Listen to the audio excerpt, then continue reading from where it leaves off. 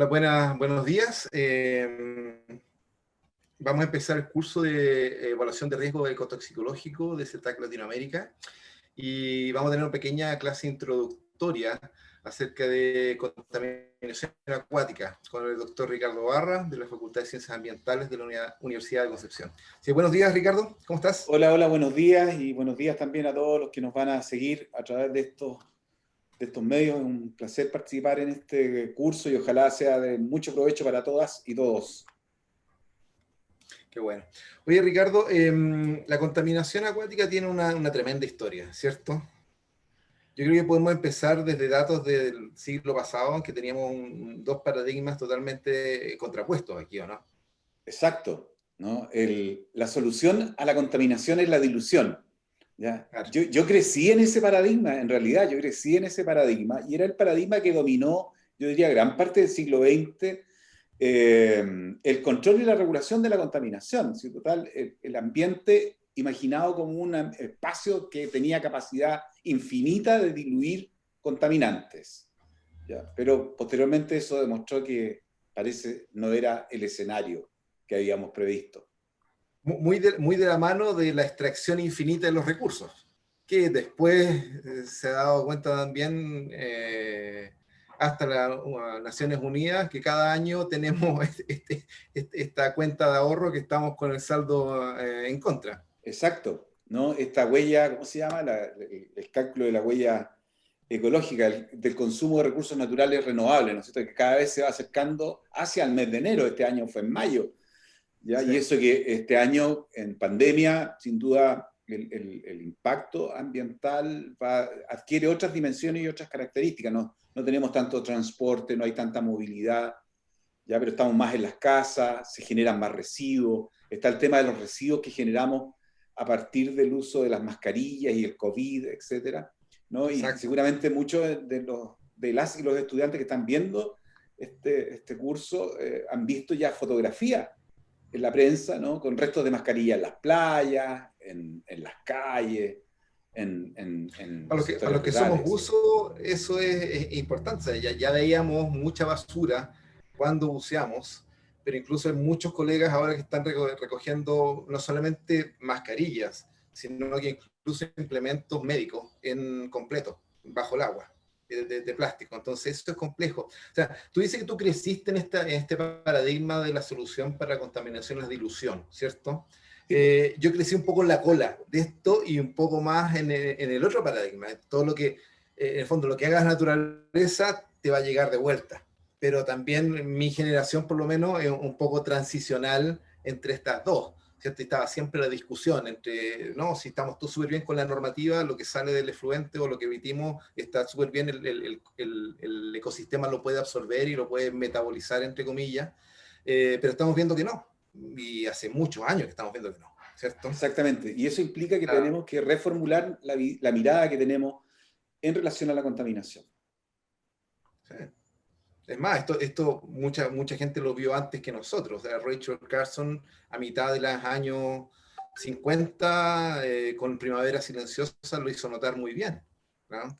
Es impresionante cómo en el año 62, que fue cuando este libro salió a la luz pública, ¿no? Ella pudo advertir muchas de las cosas que se vinieron a conocer en el mundo científico puro y duro con una década más tarde, ¿no? En el año 70 se prohíbe el DDT en Estados Unidos, que fue el motor de la creación de la Agencia de Protección Ambiental de Estados Unidos, y que Rachel Carson había advertido casi una década antes, ¿no? El masivo uso de productos químicos como los plaguicidas, el DDT y sus amigos, ¿no? Y compuestos asociados, organoclorados, ¿no?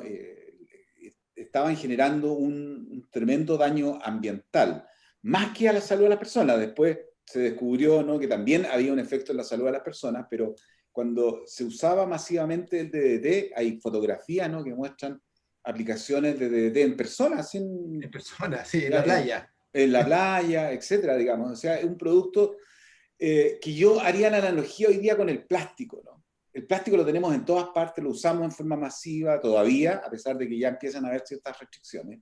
Pero es que es una práctica de una sociedad que fue construyéndose a partir de prácticas de consumo que no son sostenibles. Sí. ¿Ya? Sí, no. Además, mujeres como Rachel Carson y la Theo Colborn después, con su otra publicación que es Nuestro futuro robado, tenían una doble, tenían todo en contra. Primero que nada, la época en que vivieron, que nadie les creía, la industria era potenciar la industria, no muy lejano a lo actual tampoco, pero más encima eran mujeres, en un ambiente netamente de hombres. Sí. Sí, yo creo que tanto Theo Colborn como Rachel Carson jugaron un rol fundamental en el establecimiento de la ecotoxicología moderna, de cómo la conocemos hoy día como ciencia. Sin ellas, sin duda, esta ciencia no sería lo que es. Y ellas sembraron las bases conceptuales, pusieron un problema que no era muy visibilizado en la época en que ellas, de hecho, Theo Colborn escribió este libro en el año 96, cuando ¿Sí? recién se estaba iniciando el tema de compuestos químicos que pudiesen alterar la función hormonal normal eh, eh, en los organismos vivos en general. Entonces, fueron dos pioneras de la investigación ecotoxicológica y sin duda nos muestran también el futuro. Yo creo que ella, en la visión que tienen, ¿no? En la capacidad de anticiparse a procesos, fenómenos, eventos, ¿no? Que este tipo de sustancias químicas que producen alteraciones hormonales y en el caso de Richard Carson, ¿no? Anticiparse a estos compuestos persistentes, bioacumulables y tóxicos consisten en dos grandes grupos de contaminantes que tenemos hoy día en el medio ambiente, que son estos contaminantes persistentes, como indicábamos, pero también estos nuevos contaminantes o contaminantes de interés emergente que tienen o impactan la función reproductiva normal de los organismos vivos. Claro, y como dices tú, o sea, muchos de estos compuestos que son invisibles, eran invisibles en esa época y siguen siendo invisibles ahora. Es decir, todo el mundo que hablamos de contaminación o contaminación acuática, que es el tópico de hoy día, piensan en plástico y no la gran cantidad de contaminantes o compuestos químicos que están en el medio ambiente. No digo solamente la cantidad, sino la gran variedad de contaminantes que tenemos a Exactamente, nivel. tenemos una variedad enorme de compuestos químicos que están hoy día impactando nuestros recursos acuáticos. Sí. Y como dices tú, además fueron innovadoras, fueron la punta de lanza de esta ciencia que nosotros hablamos ahora, que es la ecotoxicología, que en realidad es la sumatoria de muchas otras disciplinas o tiende a ser muy interdisciplinaria. Por lo tanto, muchas veces se confunde. Como conversábamos hace un par de minutos antes de empezar la clase, o sea, los químicos nos catalogan como ecólogos o toxicólogos y después los toxicólogos o ecólogos nos catalogan como químicos ambientales. Entonces, Sí. ¿dónde cabemos dentro de la academia o dentro de cualquier otro ámbito de estudio? Es complejo por todo este tipo de interacciones en que uno está. La química ambiental, por un lado, habla del comportamiento humano, la emisión de ciertos compuestos y la distribución en el ambiente, ¿cierto? Pero Sí. también tiene que ver la parte de metabolización, las interacciones directas o indirectas, los efectos en las funciones en el ecosistema, los individuos, las poblaciones, que eso va mezclando un poco.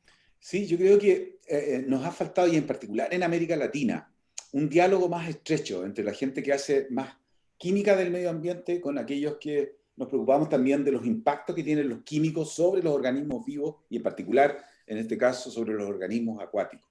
Ya todavía falta fortalecer ese diálogo y eso genera esta confusión de que uno dice, no, que esto es química, no, que esto es biología o ecología, etcétera. Pero sin duda hay un llamado que ya aparece hace más de una década, diría yo, de poner más énfasis en la ecología, digamos, en la ecología del sistema para entender la complejidad. Yo creo que el gran desafío que tenemos en el siglo XXI es justamente avanzar en la comprensión de la complejidad. Y cuando uno mira los encuentros que hemos realizado en Z, que en América Latina, y que fue una cosa que yo escribí también en un artículo este año, 2020, se refería justamente a esta ausencia de diálogo entre esta comunidad que hace química con la comunidad que hace más toxicología, en realidad bioensayo, ¿no? Y cómo nos falta establecer estos vínculos y con aquellos colegas que hacen también ecología de campo, ecología teórica, práctica, experimental en condiciones de campo. Porque sin duda yo creo que el gran desafío que vamos a tener que desarrollar para la evaluación de riesgo ecológico es justamente avanzar hacia comprender la complejidad. ¿Ya? Y eso no se puede hacer desde cada una de estas disciplinas en forma individual, sino va a ser el resultado de la fertilización cruzada, digamos, de la interacción, de la discusión y debate que haya entre los químicos, los ecólogos y los ecotoxicólogos. Exacto, no es solamente multidisciplinario en el fondo este tópico de estudio, sino que tiene que ser obligatoriamente transdisciplinario. No podemos estar en carreteras paralelas trabajando, sino que tenemos que cruzarnos todo el tiempo, interactuar y tener una buena y una sana discusión al respecto. Es decir, como dices tú, la parte ecosistémica va a modular cualquier efecto que pueda tener un químico. Y un químico va a tener un comportamiento totalmente distinto, incluso en escenarios de cambio climático. Un pH distinto en el agua, una temperatura distinta en el agua, debido a las características físico-químicas de cualquier compuesto o mezcla de compuestos, va a alterar su distribución y va a alterar los posibles efectos, incluso los temas de acumulación o no acumulación en los organismos. ¿Cierto? Bueno, ese es el desafío que vamos a tener. Y como dices tú, o sea, tenemos una serie de contaminantes y consecuencias y efectos, sobre todo de la actividad humana en el ambiente, ¿cierto? ¿Cómo podemos ver ahora, sobre todo en zonas costeras, ya sea de marinas o de agua dulce, las consecuencias que tienen muchas de las operaciones que están ocurriendo actualmente? O sea, la descarga de agua servida, la descarga no intencional de algunos de los, incluso de compuestos que pueden haber, o incluso la aplicación deliberada de algunos pesticidas o biocidas y controles, ¿cierto? Tenemos compuestos naturales como los metales, aniones inorgánicos, la actividad volcánica, los incendios que en un escenario de cambio climático también liberan otro tipo de compuestos que terminan en el medio ambiente y terminan por depositación en el agua también, los ambientes acuáticos, e incluso toxinas naturales. Si hablamos también de, ¿cómo se llama?, afloramientos algales masivos, con estas neurotoxinas que pueden ocurrir en estos organismos. Y que se ha ido describiendo y se ha ido intensificando. Todos estos fenómenos que observamos con mucha preocupación, el incremento de los incendios forestales, la aparición de bloom algales tóxicos, ¿no?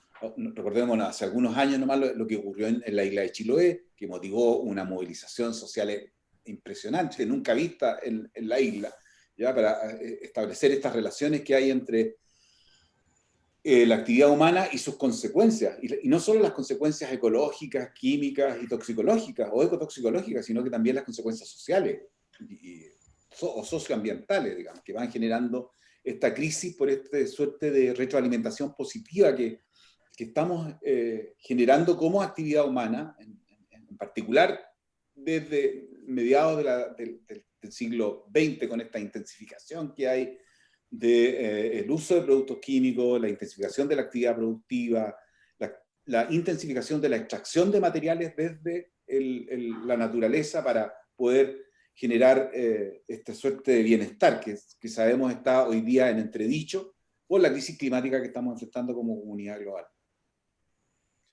Y una serie de factores que pueden potenciar o disminuir también este tipo de efectos. O sea, la degradación o el cambio del ambiente en la zona costera, la introducción, ya sea intencional o no intencional, de especies exóticas que van a alterar también la comunidad natural de ciertos ecosistemas y por lo tanto ciertas también interacciones ecológicas o biológicas dentro de este mismo ecosistema, ya sean los ríos, lagos o la zona costera de Chile y Sudamérica en este sentido. Sí, la interacción justamente entre estos elementos es lo hermoso por un lado y también la complejidad que tiene evaluar, ¿no?, estos riesgos finalmente, ¿no? O sea, sí, tenemos muchas incertidumbres en la comprensión de los ecosistemas, incertidumbres en conocer cómo se comportan muchos de estos contaminantes que también aparecen, ¿no?, y que están siendo descargados en forma permanente, continua y cada vez más intensa en los ambientes acuáticos.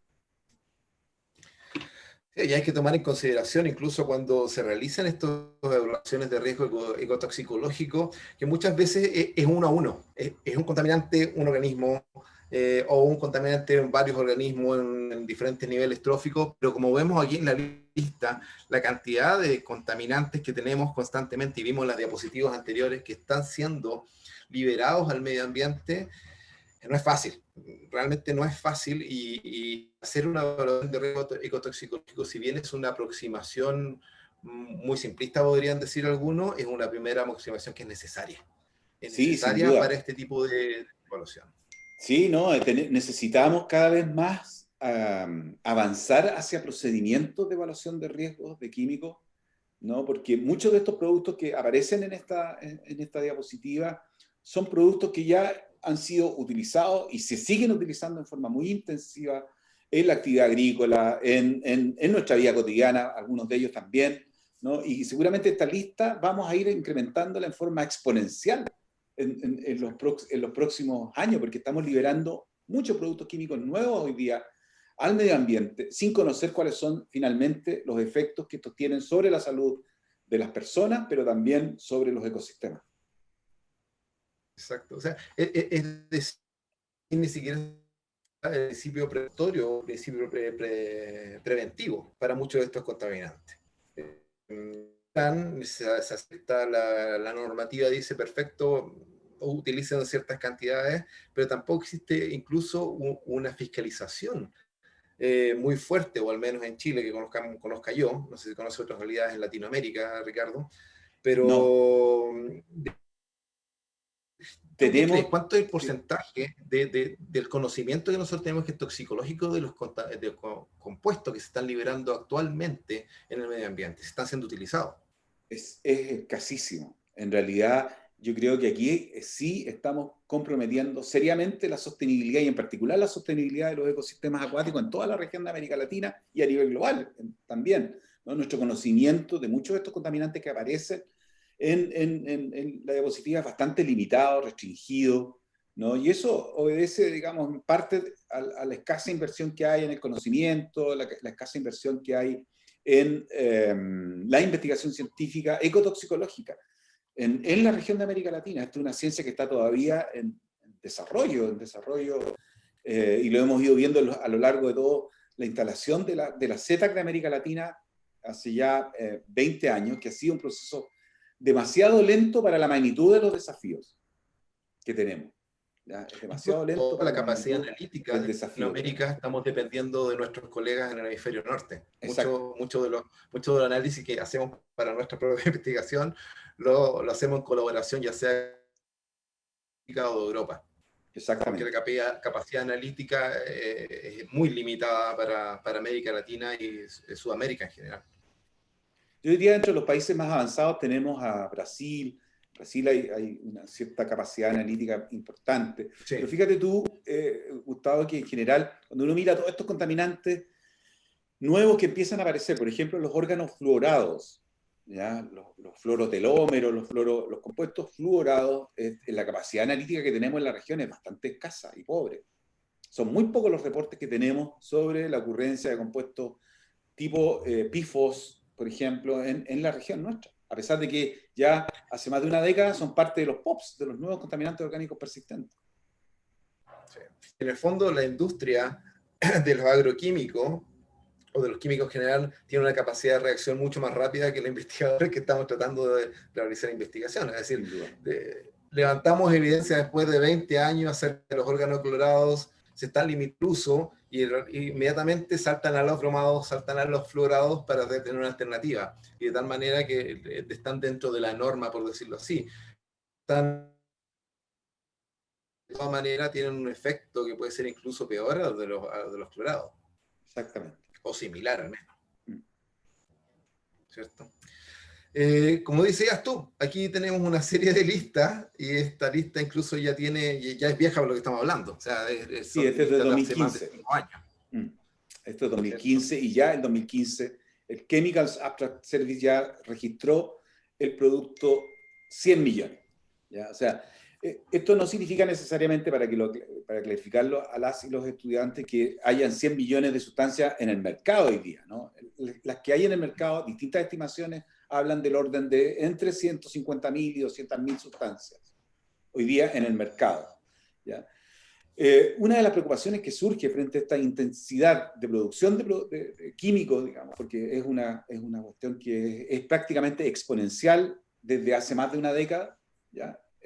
Es que muchos de estos productos están siendo incorporados en el mercado sin conocer realmente cuáles son sus efectos adversos en la salud de las personas y en el medio ambiente. Entonces, el riesgo, digamos, de que probablemente, no todo, sin duda, pero algunas de estas sustancias que están siendo introducidas en el mercado puedan tener efectos adversos bastante altos. Si es que no mejoramos estos procedimientos de evaluación, ojalá prospectivos en una mirada más de prevención de lo que podría venir en el futuro, porque yo creo que la generación nuestra, esta generación contemporánea, es probablemente la generación humana que más se ha expuesto a químicos sintéticos en la historia del hombre. Desde antes que nazcan. Exactamente, desde antes de nacer. ¿Ya? Entonces, frente a esta intensificación, tenemos que actuar.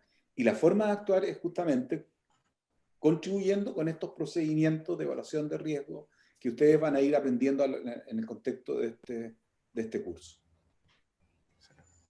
Ricardo, y a nivel internacional, se llevan a cabo una serie de iniciativas justamente para tener una lista y los efectos de estos químicos. ¿Qué tal está eso en las Naciones Unidas? Sí, bueno, a nivel internacional, muchos de ustedes, y lo vamos seguramente a discutir en el contexto de este curso, ¿no? Existen una serie de iniciativas, hay convenios hoy día, multilaterales ambientales, para abordar el tema de los químicos, en particular el convenio de Estocolmo para los contaminantes orgánicos persistentes, el convenio de Minamata para el mercurio y sus derivados, el SAICAM, que es el enfoque estratégico para el manejo integrado de sustancias químicas, que de una u otra manera van relevando la importancia que tiene la contaminación química y la forma de que como comunidad global podemos responder frente a estos desafíos.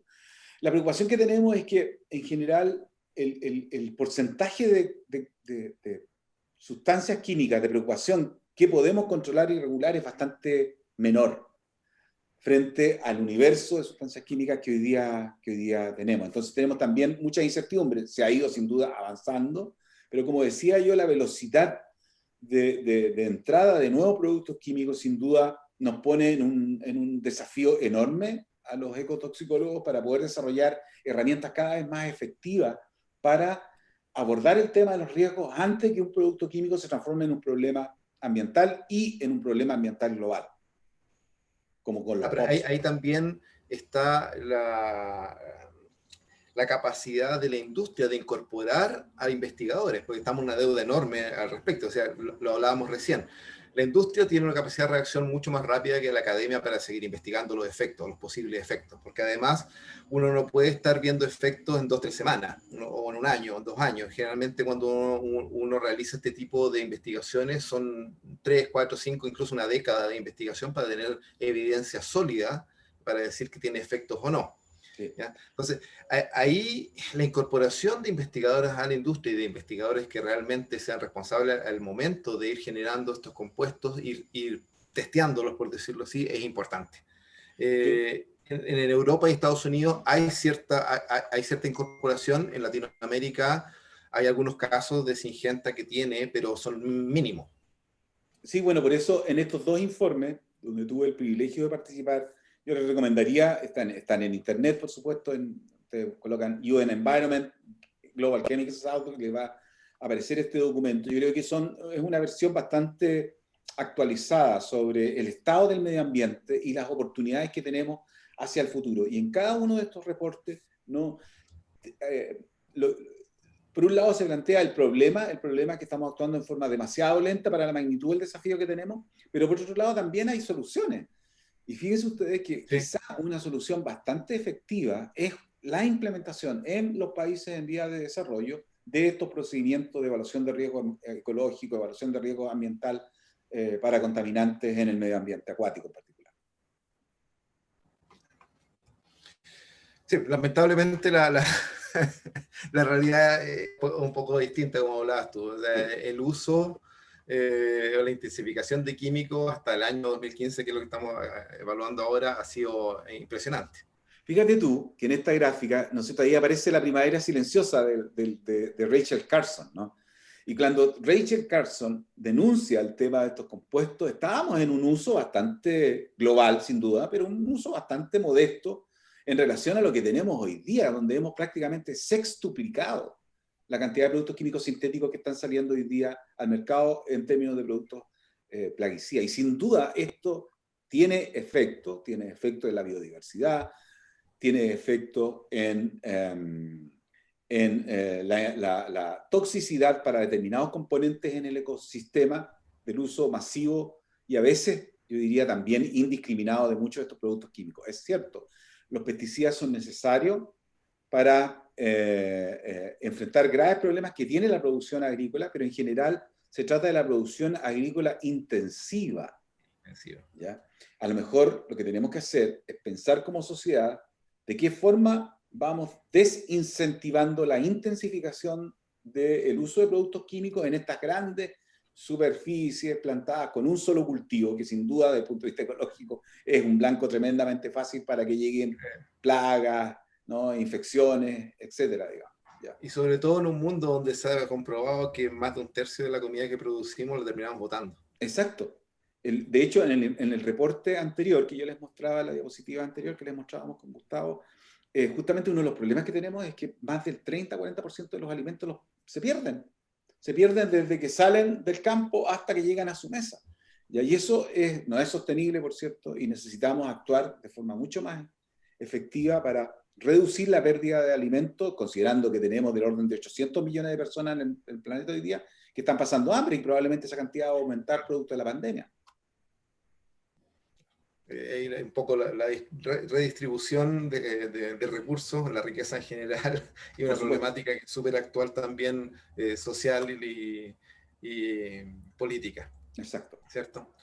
Pero bueno, también hablemos un poco de las características de estos contaminantes, ¿cierto? ¿Por qué nos importan a nosotros seguir trabajando con este tipo de contaminantes? Y ya hablamos de un poco de qué tipo de contaminantes o qué tipo de compuestos están siendo liberados y que se consideran como contaminantes, ¿cierto? Por ejemplo, los metales se consideran conservativos porque no son objetos de degradación bacterial, simplemente se transforman, pero no se degradan, ¿cierto? Los metales pueden tener ¿cómo se llama? Dos alternativas, se excretan o se acumulan. De igual forma. Y donde ahora, hay sin acumulación, duda, puede haber biomagnificación. Yo encuentro bien bonito el tema de los metales, porque uno siempre cuando trabaja con el tema de los metales, y en particular en el caso de Chile, que es un país que produce metales y minerales, muy activo en producción de minerales y metales, siempre tenemos esta suerte de dificultad en identificar el background natural del metal versus aquello que empieza a sumar la actividad de las personas.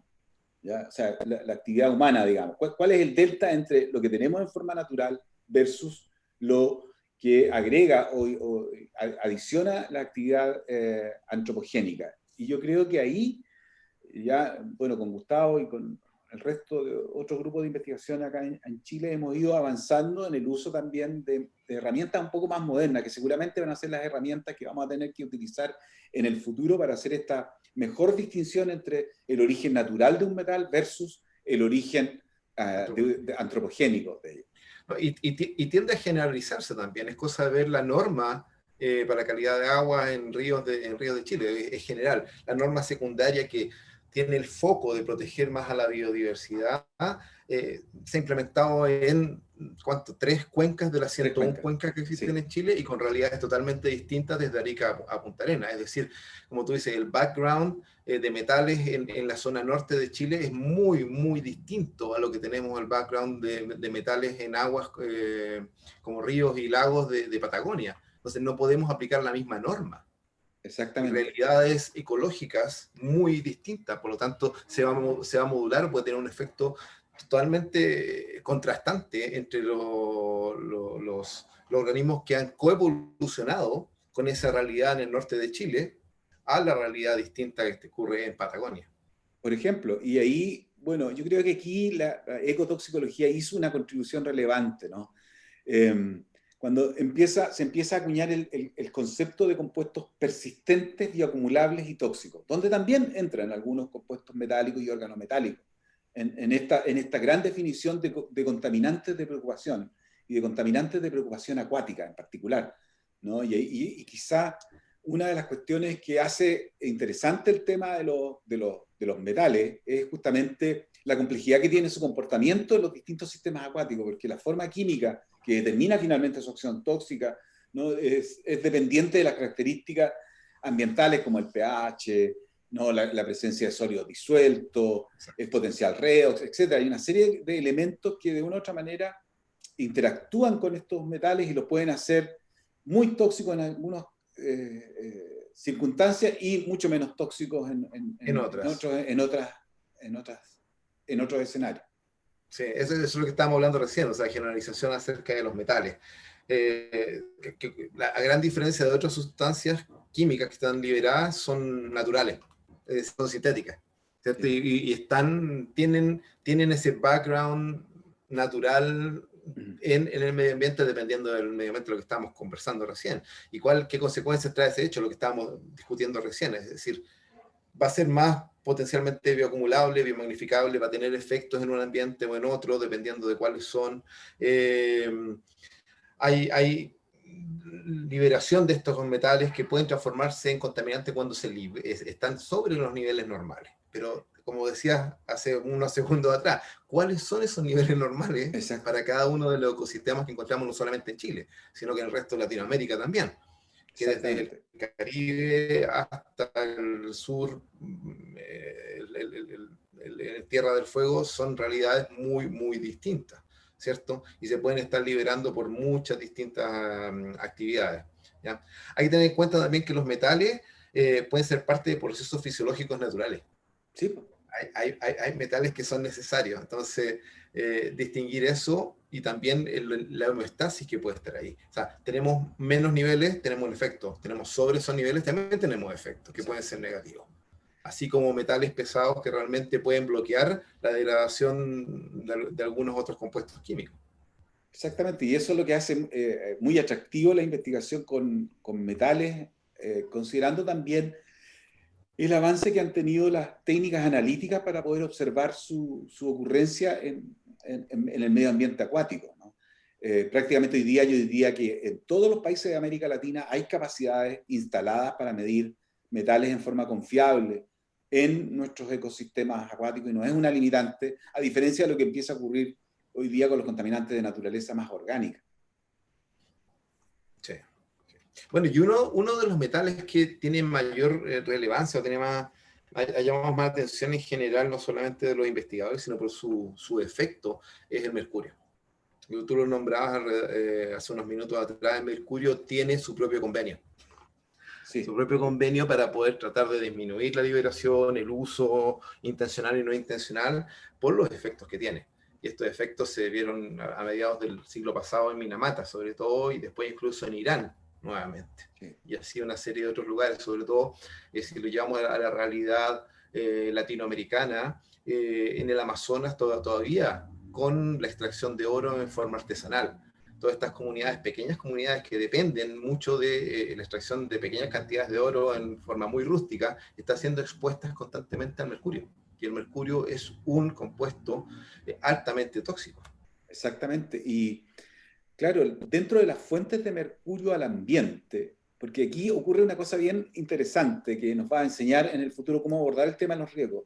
El mercurio metálico o el mercurio elemental en realidad no es la fracción más peligrosa del mercurio, sino es cómo este es transformado en el ambiente y genera, ¿no?, un compuesto que es una forma orgánica del mercurio, que es la que finalmente ejerce el efecto más adverso que tiene la exposición a mercurio en el medio ambiente. Entonces, claro, y en nuestra región de América Latina, como muy bien decía Gustavo, tenemos la minería artesanal, que quizás es una de las fuentes de mercurio más intensa, pero también tenemos la quema de carbón.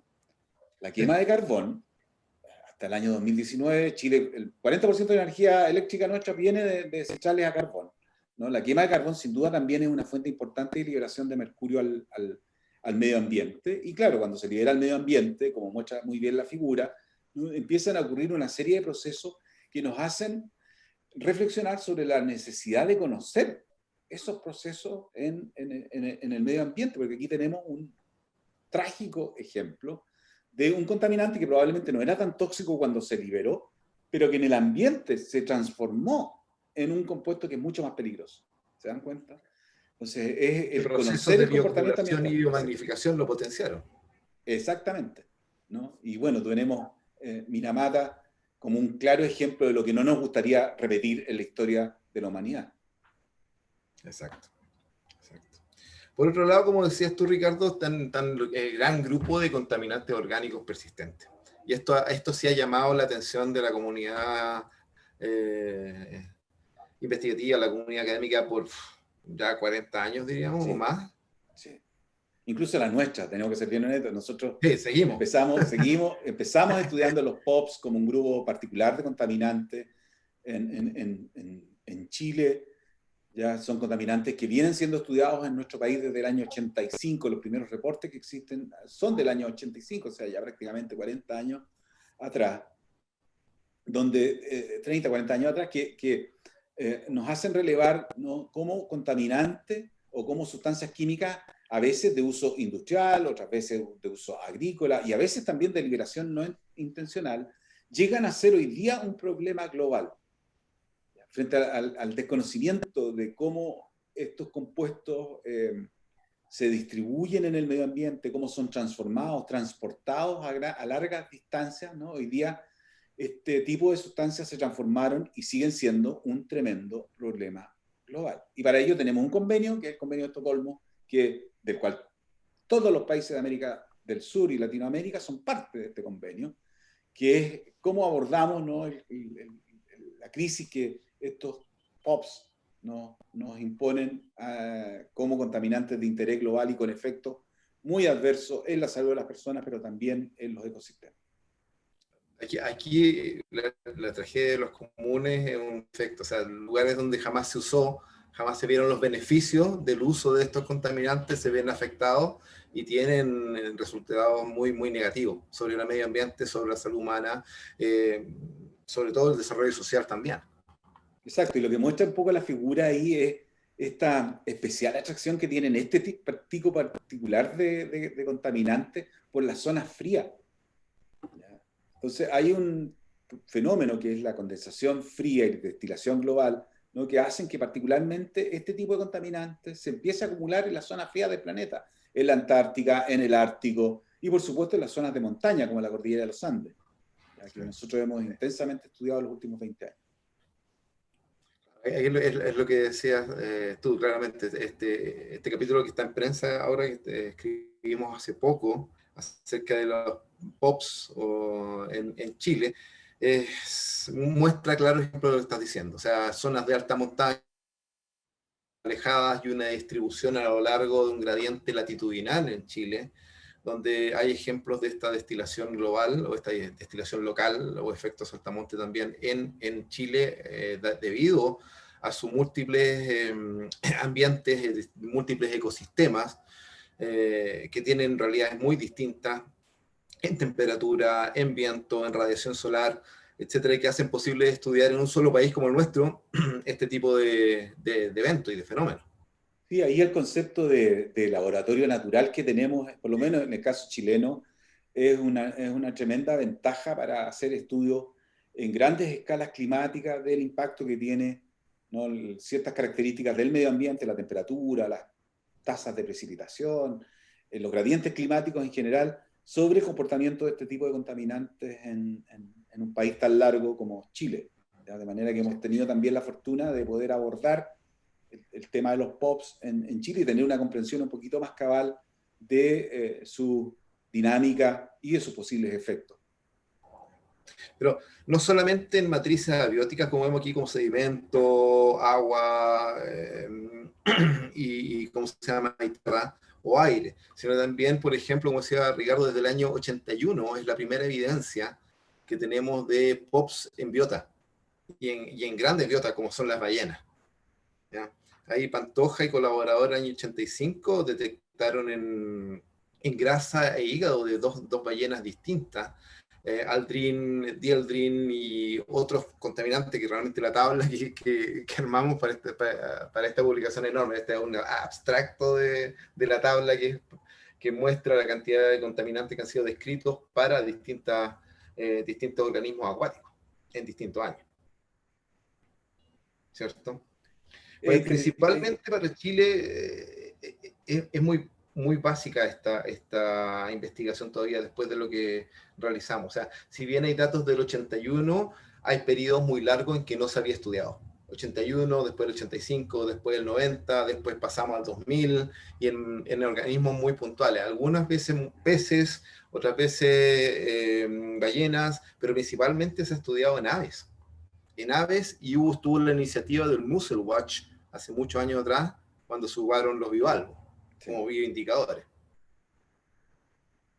Yo creo que esa idea del uso de organismos indicadores de contaminación es una idea que aquí en América Latina no ha aprendido, pero debiera aprender con más intensidad, o sea, tener un sistema de vigilancia de contaminantes persistentes, tóxicos y bioacumulables en nuestras zonas costeras, debiera ser una prioridad para toda América Latina.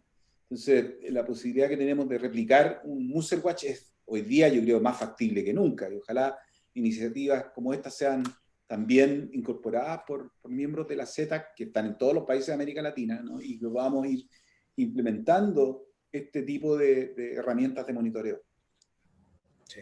Sí, sobre todo, como dices tú, ya cierta capacidad analítica para metales es transversal en toda Sudamérica, y si bien para algunos de los POPs, como estamos viendo aquí, todavía dependemos para ciertos niveles de detección o cuantificación de nuestros colegas en Estados Unidos o Europa, la capacidad de colaboración es amplia, por lo tanto, llevar ver realmente cuál es el nivel de exposición y tener esos datos para después llevar a cabo estas evaluaciones de riesgo tóxico psicológico es básica porque más encima nos da la capacidad de evaluar entre distintos ambientes costeros a lo largo de toda Sudamérica.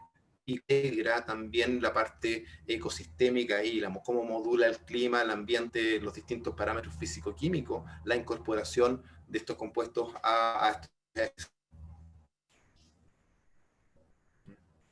Ahora, un tema, si ya es complejo lo anterior, yo creo que esto es más complejo todavía, porque las mezclas químicas complejas, ¿cierto? Como son los efluentes, o como es cuando hay el runoff desde lugares de uso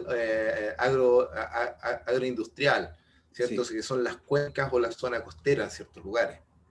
Sí, bueno, nosotros hemos estado trabajando en estos últimos años en tratar de identificar, digamos, qué es lo que contienen efluentes complejos como un efluente urbano, en este caso una ciudad de tamaño intermedia, de 160.000 habitantes en Chile Central, que es Chillán. Y nos encontramos con un montón de sorpresas, en particular cuando empezamos a usar nuevas estrategias de muestreo, que son estos muestreadores pasivos, que son como una suerte de organismo biomimético, que mimetizan la acción acumulativa de un organismo en el ambiente acuático. Y que vamos a explorar estas alternativas en otro episodio de este curso más adelante. Exactamente, también, yo creo que empiezan a aparecer en la ciencia una serie de herramientas potentísimas de desarrollo de nuevos sistemas de monitoreo que nos permiten estimar las concentraciones de mezclas complejas que hay. Aquí, algunos ejemplos que mostramos un herbicida, la nicotina, que empieza a aparecer también en las muestras de agua, o algunos antidepresivos, etcétera, compuestos farmacéuticos y de cuidado personal que empiezan a aparecer en estas muestras de agua y para la cual no tenemos ninguna herramienta válida hoy día para poder hacer una predicción de cuáles pueden ser los impactos o efectos ambientales de estas mezclas complejas, ya que sabemos ni operan siquiera en el están medio ambiente. normados. No están ni siquiera normados y por lo menos en Chile, ya cuando un contaminante no está en el elenco de las normas de calidad secundarias o de emisión, no es un contaminante. No, ¿Ya? Ahí yo siempre hago la distinción entre lo que es la no está contaminación ocurriendo legal, nada. la contaminación legal versus lo que es el concepto más científico de contaminación. Pero ya con estas Exacto. nuevas herramientas empezamos a aproximarnos a entender, digamos, estas mezclas más complejas de contaminantes en el medio ambiente real, que es frente a lo cual nosotros o los organismos de los ecosistemas acuáticos se exponen. ¿Ya? Y ustedes van a ver que en los últimos congresos de la CETAC es súper difícil encontrar trabajos donde se haya expuesto a mezclas complejas. ¿Ya? Yo Porque es creo que complejo. valga la redundancia. Es complejo, pero sin duda tenemos que ir avanzando en esa dirección, ¿ya? Y este curso va a ser una invitación a asumir la complejidad y a avanzar en nuestra comprensión de ella, porque si no vamos a seguir un químico, un bioensayo, un resultado, y eso hoy día, a pesar de la mucha utilidad que pueda tener en una primera etapa de evaluación de riesgo, no es suficiente cuando queremos proteger la calidad del medio ambiente. Exacto, y es más, cuando uno habla de la norma y de la liberación intencional o no intencional en un medio ambiente dado, puede incluso que los niveles que uno detectó y están dentro de la norma sean más que suficientes para provocar un daño. ¿Por qué? Porque hay un efecto sinérgico acumulativo con otros compuestos, con estas mezclas complejas. Entonces, puede que un gramo de X compuesto no provoque nada por sí solo, pero ese mismo gramo en presencia de otros compuestos o varios compuestos más, sí produzca un efecto negativo. Exactamente. Entonces, eso es lo que tenemos que seguir avanzando y eso sirve también para estas evaluaciones de riesgo ecotoxicológico, ¿cierto? Existe otra alternativa, lo mismo que decías tú, digo, para detectar otro tipo de efectos también, ya no de compuestos en específico, sino que un efecto en ambiente acuático. Sí, yo creo que, bueno, este fue un artículo que publicamos con algunos colegas a mediados de año, que justamente donde hacemos una reflexión de qué herramientas tenemos hoy día para poder abordar el tema de las mezclas complejas y en particular de los compuestos disruptores endocrinos, que van a ser discutidos posteriormente en el contexto de este curso, ¿no? Tenemos los mostradores pasivos, que son estas herramientas que permiten selectivamente acumular contaminantes en el tiempo en un sistema acuático. Entonces ya no es ir a tomar la muestra en el tiempo uno, ¿no? En el instante en que uno tomó la muestra, porque uno nunca va a saber lo que pasó antes y lo que va a pasar después de que uno tomó su muestra. En cambio, aquí tenemos una suerte de integración temporal de la calidad del sistema, que es mucho más significativa cuando uno quiere estudiar el tema de los efectos, ¿no? Está la evaluación de los efectos, que ya nosotros hemos implementado. Gustavo trabajó intensamente y sigue trabajando en el tema de evaluación de efectos, es decir, cuando uno mira el esquema de contaminación clásico que uno aprende en estos cursos, es fuente, ¿no es cierto?, exposición, efecto. Y en esa línea, ¿no?, uno puede partir desde la fuente hasta el efecto, o bien partir desde el efecto hasta la fuente. Es una línea bidireccional, que yo creo que es un poco lo que tratamos de reflexionar acá. Hoy día ya existen herramientas para medir análisis dirigidos por efecto, ¿no? Es decir, levaduras, análisis celulares, etcétera, que pueden ir generando. Y apareció una herramienta que es poderosísima, que es el análisis no dirigido de la cromatografía de gases. ¿Ya? Tradicionalmente, cuando uno hacía una espectrometría de masa, uno buscaba específicamente el contaminante que le interesaba. Pero aparecían una serie de otras señales que nunca nadie miraba. Y después nos descubrimos que era súper interesante mirar esas otras señales que nadie miraba. Entonces es posible hoy día hacer un análisis retrospectivo, ¿ya? Empezar a revisar estos picos cromatográficos que nadie miraba, ¿no?, para poder hacer el esfuerzo de identificar qué tipo de compuestos había, qué tipo de compuestos tenemos, qué posibilidades tenemos de avanzar hacia la comprensión de la complejidad de la mezcla química que tenemos efectivamente en nuestros sistemas acuáticos. De manera que yo los invito a leerlo, está accesible en Internet. Es una propuesta de buscar métodos para observar la ocurrencia y los efectos, por cierto, de compuestos disruptores endocrinos en agua superficial. Sí, y los compuestos disruptores endocrinos han sido, si bien tú dices, desde el principio, o sea, a fines de los 90 empezó el tópico y tuvo un apogeo a mediados de los 2000, al principio de los 2000, perdón.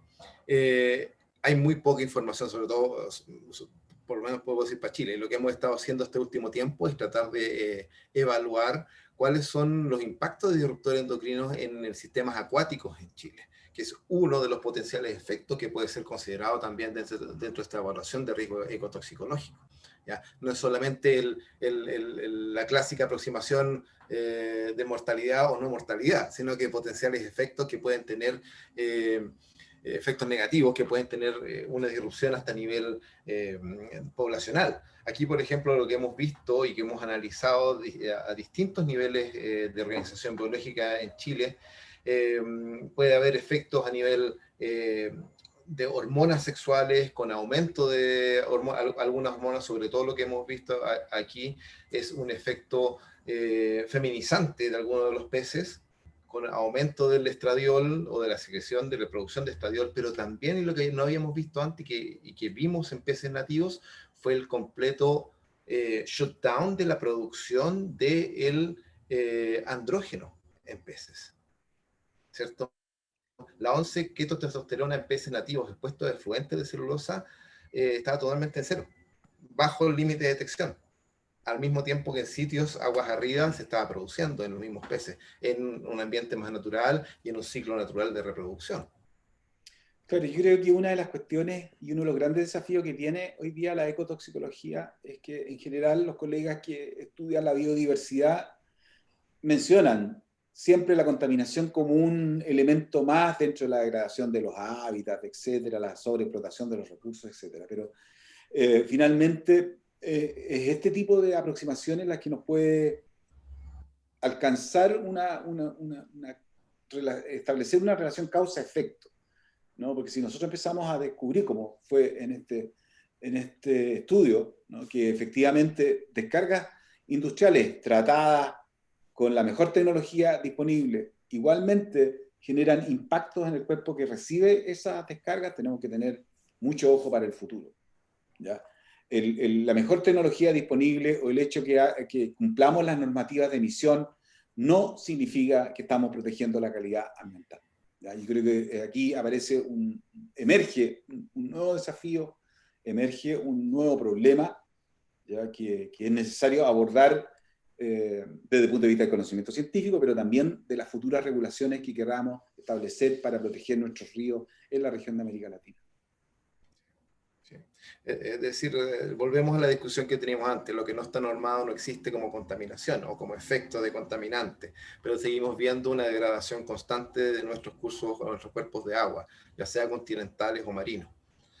Muchas veces, como decías tú y lo quiero recalcar, nuestros colegas ecólogos acuáticos, hacen un hincapié en la degradación del ecosistema, en la presencia de especies introducidas que tienen un efecto negativo sobre las nativas, y pasan a nombrar la contaminación como un factor más a tomar en consideración, pero no se adentran ahí. Y vuelvo a hacer el llamado, en el fondo, que la ecotoxicología es es un tópico de investigación que no es solamente multidisciplinario, sino que es transdisciplinario. Tenemos que aprender a hablar, como decíamos al principio de esta clase, entre químicos, entre ecólogos, entre toxicólogos, entre ecotoxicólogos, biólogos marinos, bioquímicos, químicos farmacéuticos, ingenieros civil, químicos, etcétera. Y tenemos que seguir hablando y seguir abordando, no solamente desde el end of the pipe, que es la aproximación que está en Chile, en el fondo lo que se emite y se norma frente a eso, sino que también las posibles respuestas de los organismos en estos ambientes acuáticos.